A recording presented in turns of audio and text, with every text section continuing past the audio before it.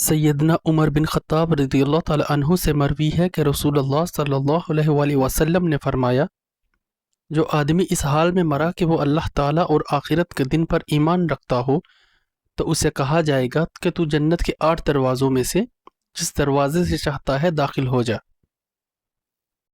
सैयदना अली रज़ियल्लाहु ताला अन्हु बयान करते हैं कि रसूलुल्लाह सल्लल्लाहु अलैहि वसल्लम ने फरमाया, कोई बंदा उस वक़्त तक मोमन नहीं हो सकता जब तक इन 4 चीज़ों पर ईमान नहीं लाएगा। यह गवाही देना कि अल्लाह ताला के सिवा कोई माबूद बरहक नहीं है और मैं अल्लाह का रसूल हूँ। उसने मुझे हक़ के साथ मबऊस किया है। मौत के बाद दोबारा जी उठने पर ईमान लाए और तकदीर पर ईमान लाए। हज़रत अबू मूसा अशअरी रज़ियल्लाहु ताला अन्हु से मरवी है कि रसूलुल्लाह सल्लल्लाहु अलैहि वसल्लम ने फरमाया, जो नेकी करके खुश हो और बुराई करके परेशान हुआ वो मोमन है। सैयदना अबू उमामा रज़ियल्लाहु ताला अन्हु बयान करते हैं कि एक आदमी ने नबी करीम सल्लल्लाहु अलैहि वसल्लम से यह सवाल किया, गुनाह क्या है?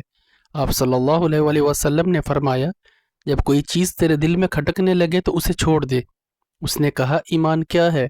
आप सल्लल्लाहु अलैहि वसल्लम ने फरमाया, जब तेरी बुराई तुझे बुरी लगे और तेरी नेकी तुझे खुश कर दे तो तू मोमन होगा।